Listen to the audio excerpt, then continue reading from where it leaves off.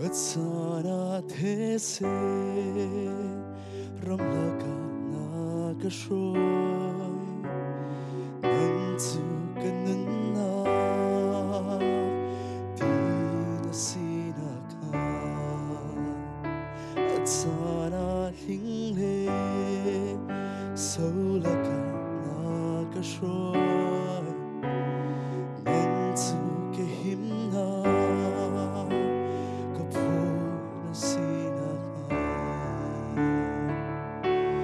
Sa anh thơ đi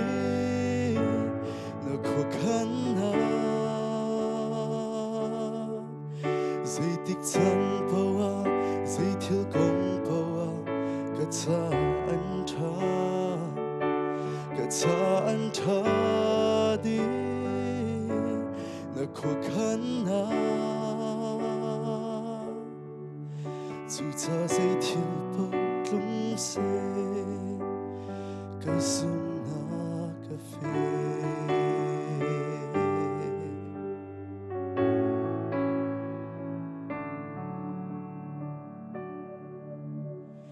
Atsana muina hor quang tuna ka shroi nang tu ka lam ta may in na sinaka Atsana thi chia đi lết lạc na ka shroi nang tu ka him na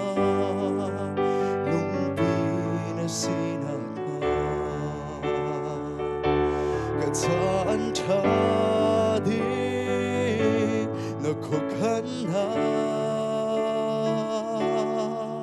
dây tích tan hana dây thiếu công bao ka tan tha đi na khó khăn na dù ta dây thiếu bao lung xe ka suna cafe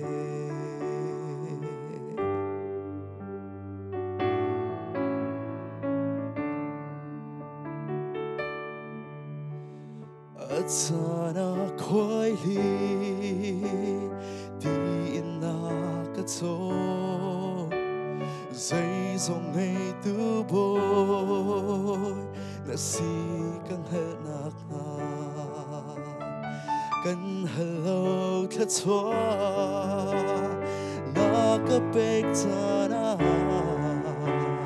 dây dòng ngày tu bôi na si Tan tha đi nó khó khăn na dây tích tan hoa na dây thiếu công bao à cả tan tha đi nó khó khăn na dù ta dây thiếu bao lung xe